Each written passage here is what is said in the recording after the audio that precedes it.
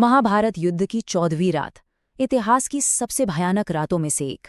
ये वो रात थी जब एक योद्धा की मौत ने असल में पांडवों की जीत की पूरी कहानी लिखती थी। ये सवाल ही अजीब लगता है ना, कि भला किसी की मौत से जीत कैसे मिल सकती है। आज हम इसी पहेली को सुलझाएंगे। कैसे एक बलिदान युद्ध का सबसे बड़ा और सबसे निर्णायक मोड़ बन गया। चलिए इस कहानी में जरा गहराई से उतरते हैं। देखिए, महाभारत के नियमों के हिसाब से लड़ाई सिर्फ सूरज ढलने तक ही हो सकती थी, लेकिन उस 14वें दिन जयद्रथ की मौत से कौरव इतने बौखला गए कि उन्होंने सारे नियम ताक पर रख दिए और रात के अंधेरे में ही पांडव सेना पर धावा बोल दिया। तो यहाँ हमें एक ही लड़ाई के दो अलग अलग चेहरे दिखते हैं। दिन का युद्ध जो फिर भी नियमों और धर्म से बंधा था, और रात का युद्ध जहां बस अराजकता थी, भ्रम था, अंधेरे ने सारे समीकरण ही बदल दिए थे। पांडवों की ताकत कमजोर पड़ रही थी और कौरवों को एक बहुत खतरनाक बढ़त मिल गई थी। एक पल को तो पांडवों को लगा कि अब तो हार पक्की है। तभी उन्होंने अपने उस गुप्त हथियार को याद किया जो अंधेरे का राजा था और जिसके आने से युद्ध का पूरा रुख ही पलटने वाला था। और तभी अंधेरे को चीरते हुए रणभूमि में उतरा भीम और हिडिंबा का पुत्र घटोत्कच, एक ऐसी शक्ति जो पांडवों के लिए उम्मीद की आखिरी किरण बनकर आया था। अब ये घटोत्कच था कौन? वो आधा मानव था और आधा राक्षस, और यही उसकी सबसे बड़ी ताकत थी। जैसे ही रात होती उसकी राक्षसी शक्तियां 100 गुना बढ़ जाती थी, जो उसे लगभग अजेय बना देती थी। उसने जो तबाही मचाई वो शब्दों में बताना मुश्किल है। उसने अपना शरीर एक चलते फिरते पहाड़ जितना विशाल कर लिया। कौरव सेना पर आसमान से आग और पत्थर बरसने लगे। किसी को समझ ही नहीं आ रहा था कि ये हमला आखिर हो कहां से रहा है। चारों तरफ बस हाहाकार मच गया। अब इस विनाश को रोकने के लिए कौरवों ने क्या किया? उनके पास बस एक ही रास्ता बचा था। उनकी आखिरी उम्मीद, उनका सबसे महान योद्धा कर्ण। कर्ण ने एक एक करके अपने सारे दिव्यास्त्र चलाए, लेकिन घटोत्कच की माया के आगे सब बेकार हो गए। कौरव सेना में भगदड़ मच चुकी थी। सैनिक अपनी जान बचाकर भाग रहे थे। अब दुर्योधन की हालत देखने लायक थी। वो घबराकर कर्ण के पास गया और लगभग गिड़गिड़ाते हुए बोला, कर्ण, अगर आज तुमने इसे नहीं रोका तो कल का सूरज देखने के लिए कोई कौरव जिंदा नहीं बचेगा। अपनी वासवी शक्ति का प्रयोग करो।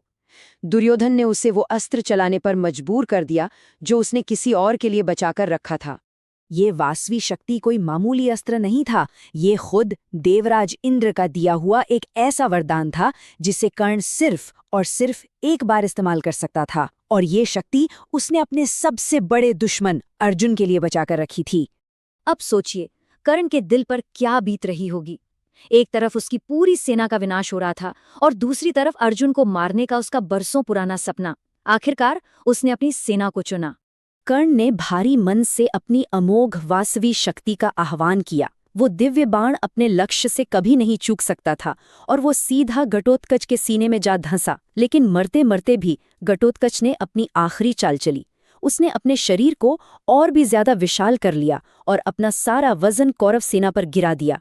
सिर्फ एक योद्धा और अपने आखिरी वार से उसने कौरवों की पूरी अक्षौहिणी सेना को कुचल कर रख दिया। मतलब वो अपनी मौत में भी दुश्मन को एक बहुत बड़ा नुकसान पहुंचा गया। अब चलिए रणभूमि के दूसरे कोने में चलते हैं, पांडवों की रथ की तरफ, जहां कुछ बहुत ही अजीब हो रहा था। जहां एक तरफ शोक था तो वहीं दूसरी तरफ एक मुस्कान थी। सोचिए कैसा मंजर होगा। अर्जुन अपने प्यारे भतीजे की मौत पर फूट फूट कर रो रहे थे और उनके सारथी श्री कृष्ण वो मुस्कुरा रहे थे। अर्जुन इस बात से हैरान भी थे और दुखी भी। अर्जुन से रहा नहीं गया। उन्होंने बड़ी हैरानी से कृष्ण से पूछा, केशव, मेरा भतीजा मारा गया और आप खुश हो रहे हैं? और यहीं इसी सवाल के जवाब में छिपा था इस युद्ध का सबसे बड़ा राज। कृष्ण ने अर्जुन को वो सच बताया जो युद्ध के शोर में किसी को दिखाई नहीं दिया था। उन्होंने कहा, घटोत्कच की मृत्यु कोई त्रासदी नहीं है, बल्कि एक ऐसा बलिदान है जिसने अभी अभी तुम्हारी जान बचाई है। देखिए, पूरा खेल समझिए। कर्ण की वो वासवी शक्ति सिर्फ एक बार चल सकती थी और वो अर्जुन के लिए ही रखी गई थी।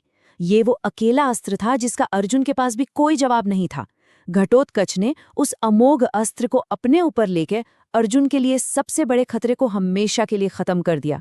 तो ये हार नहीं, बल्कि इस युद्ध की सबसे बड़ी रणनीतिक जीत थी, जिसने पांडवों के लिए विजय का रास्ता बिल्कुल साफ कर दिया था। तो आखिर में ये सवाल फिर से सामने आता है कि घटोत्कच कौन था?